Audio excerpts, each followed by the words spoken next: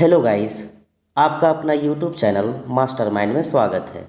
जैसा कि आप सभी को पता होगा कि क्लास 10th का फर्स्ट टर्मिनल एग्ज़ाम सामने है, इसलिए मैं आप सभी के लिए मॉडल क्वेश्चन पेपर का सॉल्यूशन अपलोड करता रहता हूं, ताकि आपका एग्ज़ाम का रिज़ल्ट 100% हो।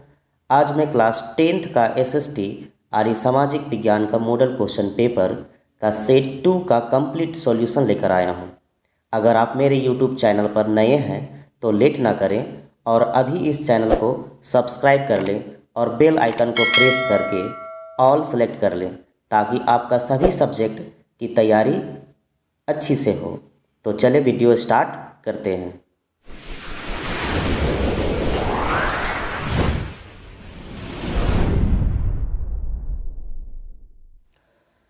तो स्टूडेंट देखते हैं सभी क्वेश्चन का बारी बारी से।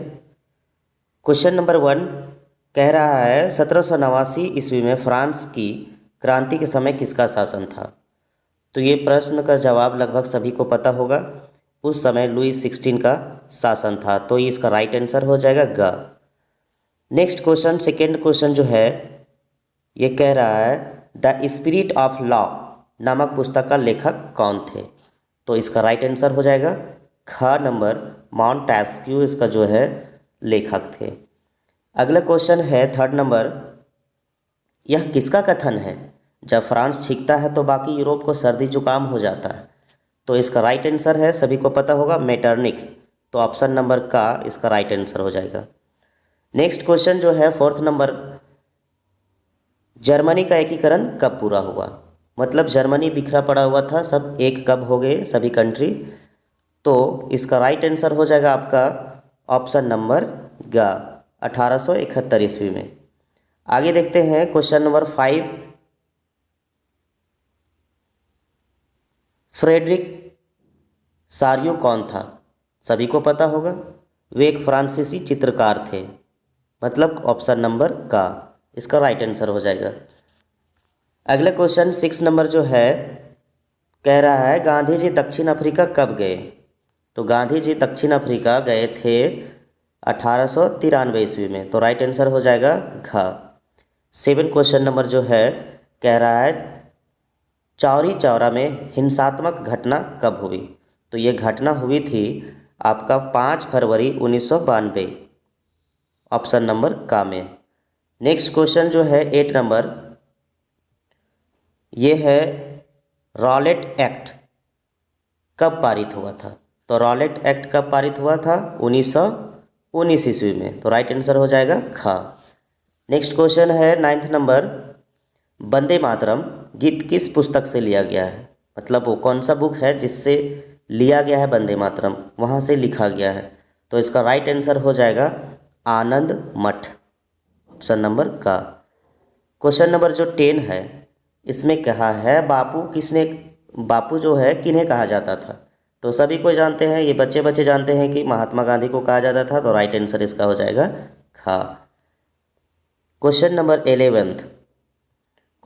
11th जो है ये कह रहा है समाप्यता के आधार पर संसाधन कितने प्रकार के होते हैं। तो समाप्यता मतलब कि समाप्त होने के अनुसार ये कितने प्रकार के होते हैं। तो इसका राइट आंसर हो जाएगा आपका 2 प्रकार के। तो ऑप्शन नंबर का हो जाएगा। 12th क्वेश्चन है निम्नलिखित में से किस राज्य में सीढ़ीदार खेती की जाती है। मतलब कि जहाँ पे जमीन ढलवा होगा, ढलान होगा, वहाँ पे किया जा रहा होगा। तो इसका राइट आंसर हो जाएगा घ उत्तराखंड। 13 क्वेश्चन नंबर जो है पूर्वी तट के नदी डेल्टाओं पर किस प्रकार की मृदा पाई जाती है। तो नदी डेल्टा के पास जो है किस तरह का मृदा होता है। तो इसका राइट आंसर हो जाएगा जलोढ़ मृदा, ऑप्शन नंबर ग। क्वेश्चन नंबर 14, किस मृदा को रेगर या स्वतः जुताई वाली मृदा भी कहा जाता है। तो इसका राइट आंसर हो जाएगा काली मिट्टी, यानी कि काली मृदा, ऑप्शन नंबर का हो जाएगा।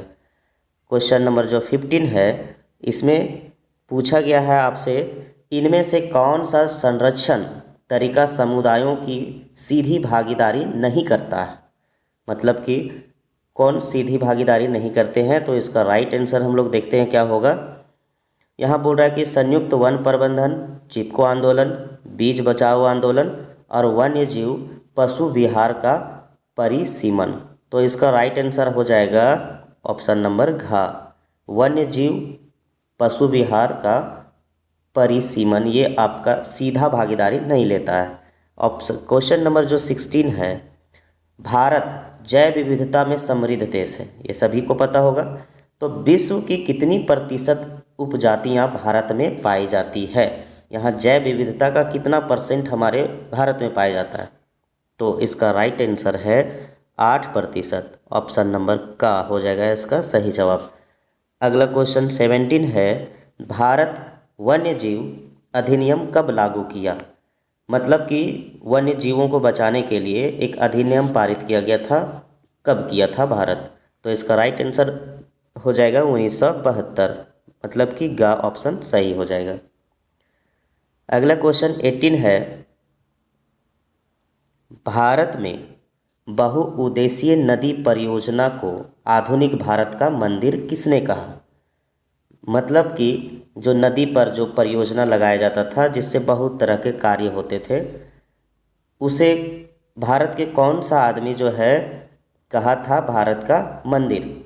तो इसका राइट आंसर हो जाएगा ग, जवाहरलाल नेहरू, इन्होंने कहा था। क्वेश्चन नंबर 19 जो है, दामोदर नदी घाटी परियोजना किस राज्य में स्थित है? तो दामोदर नदी कहाँ गुजरती है ये जानना पड़ेगा आपको। तो ये दामोदर नदी है, सभी को पता होगा कि झारखंड में बहती है, तो ये झारखंड में हो जाएगा परियोजना। अगला क्वेश्चन जो 20 है, कह रहा है सरदार सरोवर बांध ने कौन सा राज्य प्रभावित होता है? मतलब सरदार सरोवर बांध जो है इससे कौन सा राज्य प्रभावित होता है, चाहे वो जैसा भी प्रभावित हो। तो इसका राइट आंसर क्या हो जाएगा? ख, गुजरात। क्वेश्चन नंबर 21 ये है आपका औसत आय की गणना किस प्रकार की जाती है? इसको प्रति व्यक्ति आय भी कहते हैं। तो सबको पता होगा कि देश का जितना भी जनसंख्या होता है, जितना भी इनकम होता है, ठीक ना, देश की जितना इनकम होता है उसको देश की सारी जनसंख्या के साथ डिवाइड कर दिया जाता है। जो भी आंसर आता है वो कहलाता है औसत आय। तो इसका सही ऑप्शन हो जाएगा का, देश की कुल आय बटा देश की कुल जनसंख्या। अगला क्वेश्चन जो है 22 बोला जा रहा है, विभिन्न देशों के वर्गीकरण करने के लिए विश्व बैंक किस मापदंड का प्रयोग करता है? तो ये जो विश्व बैंक है देशों का वर्गीकरण करता है, कौन विकसित है कौन विकसित नहीं है। तो इसका जो है मापदंड करने का जो तरीका है ये आपका प्रति व्यक्ति आय को लेकर के चलता है। तो इसका राइट आंसर का हो जाएगा। अब है 23 जो है 23 नंबर क्वेश्चन, नवीकरणीय संसाधन का उदाहरण खाली स्थान है, तो कौन होगा? कोयला, पेट्रोल, भूमिगत जल या फिर उपरोक्त सभी। तो नवीकरणीय किसे कहते हैं? जो एक बार समाप्त होने के बाद कम समय में हमें पुनः प्राप्त हो जाता है। तो ऐसा कौन सा हो जाएगा? इसका राइट आंसर सभी का भी जानते हैं, भूमिगत जल। ज़मीन के नीचे जो पानी पाया जाता है इसको हम लोग एक बार यूज कर लें तो आसानी से दोबारा मिल जाता है। तो राइट आंसर गा हो जाएगा, भूमिगत जल। अगला क्वेश्चन जो है 24,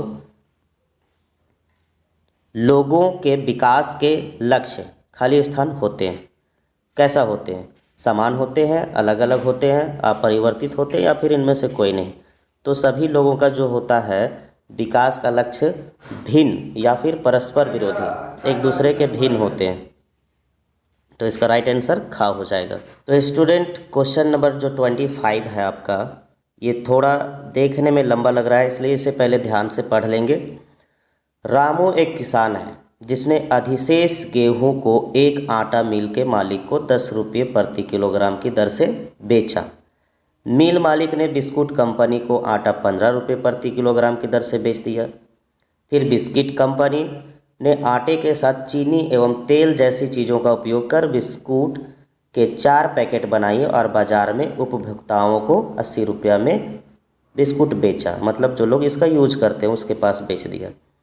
क्वेश्चन है कि सकल घरेलू उत्पाद की गणना में उपर्युक्त में से किस वस्तु के मूल्य को लिया जाएगा? तो ऐसा क्वेश्चन जब भी आएगा सकल घरेलू उत्पाद के बारे में, तो आप अंतिम उत्पाद का ही मूल्य लिया जाता है। तो यहाँ पे अंतिम उत्पाद देखा जाता है तो ये है बिस्कुट। अंत में बिस्कुट ही बनाया जाता है, इसलिए इसका राइट आंसर घ हो जाएगा। अगला क्वेश्चन जो 26 है, विनिर्माण की क्रिया किस क्षेत्रक का भाग है? विनिर्माण मतलब कोई वस्तु को बनाया जाना, ठीक ना। तो इसका राइट आंसर क्या हो जाएगा? तो वस्तु बनाया जाता है द्वितीयक क्षेत्रक में, तो ये हो जाएगा राइट आंसर का। अगला क्वेश्चन जो 27 नंबर क्वेश्चन है, ये भी थोड़ा लॉन्ग टाइप का है, इसको देखते हैं। क्वेश्चन नंबर 27, अनीता एक साड़ी की दुकान में काम करती है जहां स्वैतनिक अवकाश का कोई प्रावधान नहीं है, जबकि सीता एक सरकारी अस्पताल में नर्स है जहां उसे वर्ष में कुछ दिन स्वैतनिक अवकाश मिलता है। इन दोनों में किसका कार्य क्षेत्र संगठित है और किसका असंगठित? तो सिंपल है, जो सरकारी होता है जिसमें अवकाश मिलता है ज़रूरत पड़ने पर, वो संगठित कहलाता है, और जहाँ पे हम लोग काम करते हैं और अवकाश नहीं मिलता वो असंगठित है। तो इसका राइट आंसर क्या हो जाएगा? आप लोग खुद से देख सकते हैं। तो अनीता संगठित क्षेत्र में काम करती है, इसका राइट आंसर हो जाएगा आपका का। अनीता जो संगठित में काम करती है, सीता असंगठित में। अगला क्वेश्चन जो 28 है, अंतिम वस्तुओं के मूल्य में मध्यवर्ती वस्तुओं का मूल्य खाली स्थान होता है। क्या होता है? पहले से ही शामिल होता है, मतलब कि अंतिम उत्पाद जो होता है उसमें जो भी पहले के वस्तु का जो मूल्य है पहले से शामिल कर लिया जाता है, इसलिए इसका राइट आंसर हो जाएगा का, पहले से ही शामिल है। क्वेश्चन नंबर 29 जो है, राष्ट्रीय ग्रामीण रोजगार गारंटी अधिनियम कब अस्तित्व में आया? इसके तहत क्या है, लोगों को 100 दिन की रोजगार दिया जाता था, ये कब आया था?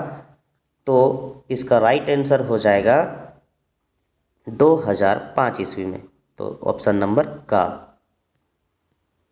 क्वेश्चन नंबर 30 जो है, ये कह रहा है भंडारण को किस क्षेत्रक में शामिल किया जाता है? भंडारण मीन्स वस्तुओं का जब उत्पादन हो जाता है तो उसे स्टोर किया जाता है, रखा जाता है, तो भंडारण किस क्षेत्रक में आएगा? तो इसका राइट आंसर हो जाएगा तृतीयक क्षेत्रक, तो गा नंबर। अगला क्वेश्चन 31 जो है, संघीय शासन व्यवस्था के संबंध में निम्न में से कौन असत्य है? मतलब यहाँ जो 4 बातें लिखी हुई है इसमें से एक बात जो है असत्य होगा, तो इसका राइट आंसर क्या होना चाहिए? तो इसका राइट आंसर हो जाएगा आपका घ नंबर। यहाँ पे लिखा हुआ अदालतों और संविधान और विभिन्न स्तर के सरकारों के अधिकारों की व्याख्या का अधिकार ना होना, तो ये गलत बात है, इसलिए ये असत्य हो गया। क्वेश्चन नंबर 32, क्वेश्चन नंबर 32 में कह रहा है बेल्जियम में फ्रेंच भाषा बोलने वालों का प्रतिशत कितना है? बेल्जियम में कितने लोग फ्रेंच भाषा बोलते हैं, इसका परसेंट क्या है, ठीक ना। तो इसका राइट आंसर हो जाएगा 40%, तो ऑप्शन नंबर गा में है 40%। 33 क्वेश्चन जो है, श्रीलंका में तमिल को कब राजभाषा घोषित किया गया था?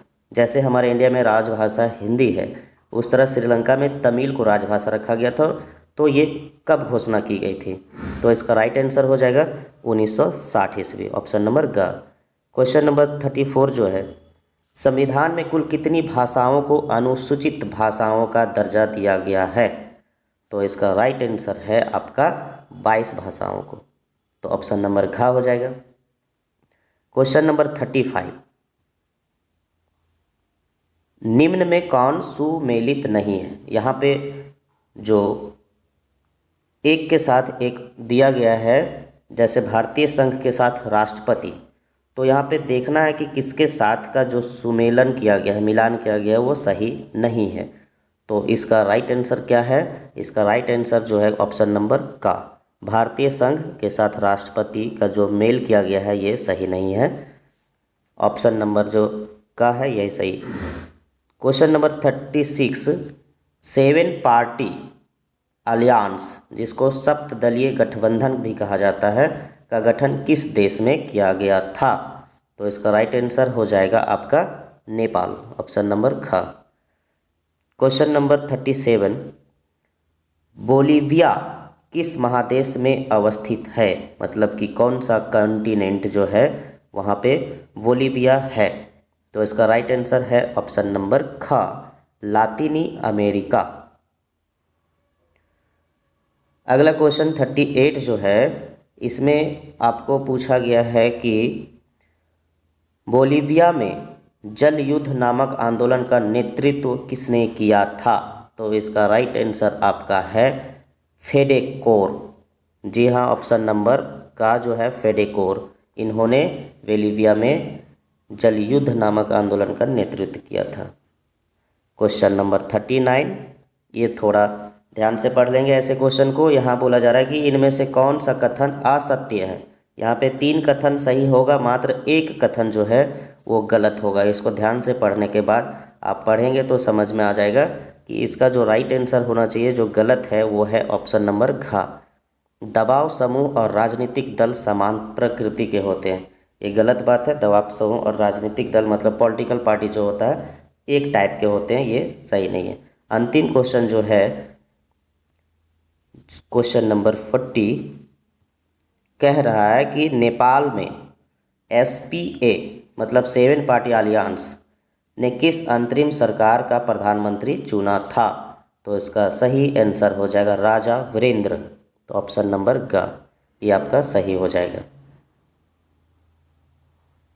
तो बच्चों, वीडियो कैसी लगी ये कमेंट करके ज़रूर बताइएगा, और मैं कोशिश करूँगा कि बारी बारी से सभी सब्जेक्ट का, सभी सेट का सॉल्यूशन को अपलोड करता रहूँ।